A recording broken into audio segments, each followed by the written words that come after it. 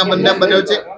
અને બીજું કે એસસી સેલની પાટણની અંદર જે નિમણૂક કરવામાં આવી, મેં પહેલા પણ કહ્યું હતું કે પ્રમુખનો જયાબેનનો અમારે કોઈ વિરોધ નથી, પરંતુ જે પણ નિમણૂકો કરવામાં આવી એની અંદર 2017 અને 2019ની અંદર અમારા વિરુદ્ધમાં જે કામ કર્યું હતું, અમારા વિસ્તારના એવા લોકોને પ્રદેશ કક્ષાએ પ્રાધાન્ય આપવામાં આવ્યું હતું, પ્રદેશ કક્ષાએ એમનો સમાવેશ કરવામાં આવ્યો હતો.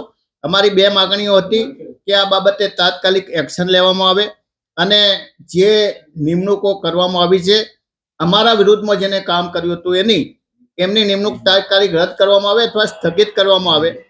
અત્યારે સવારથી મારી સાથે અમારા બંને સાથી ધારાસભ્ય અમરતજીભાઈ, દિનેશભાઈ અને અમારા જિલ્લા પ્રમુખ અમારા દંડક વિમલભાઈ ચુડાસમા, આ તમામ સાથે ચર્ચા થઈ.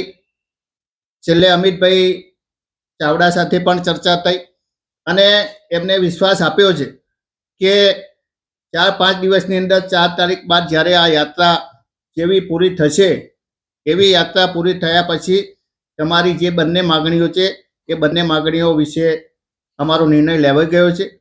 શિસ્ત કમિટીની મિટિંગ બોલાવી અને તાત્કાલિક અમે જે વ્યક્તિએ ચાલુ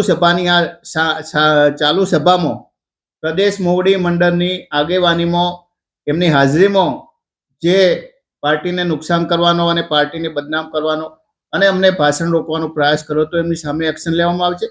અને જે અમારા વિરુદ્ધમાં જે વ્યક્તિઓએ કામ કર્યું હતું એવા વ્યક્તિઓ કોણ છે એમના નામ એ જે પ્રદેશ કક્ષાએ એમને સમાવવામાં આવ્યા છે એમને રદ કરવામાં આવશે.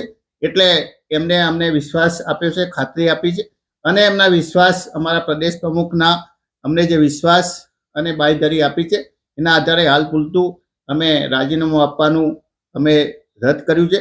પરંતુ આ સમગ્ર બાબતની જાણ અમે પત્ર લખી અને જે હકીકત બની છે એ અંગ્રેજીની અંદર અમે ડ્રાફ્ટ તૈયાર કર્યો છે અને એ ડ્રાફ્ટ અમે કેસી વેણુગોપાલ અને એઆઈસીસીને મોકલી આપીશું.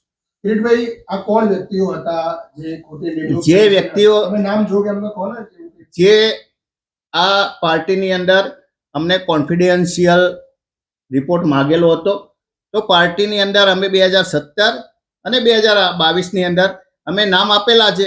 પાર્ટીની અંદર એઆઈસીસીની અંદર અને પીસીસીની અંદર આવા નામ એ પડેલા છે. કોન્ફિડેન્શિયલ રિપોર્ટ એ પાર્ટી પાસે છે. એ પાર્ટી જ્યારે એ ઉપર એક્શન લેશે ત્યારે અમે નામ જાહેર કરીશું.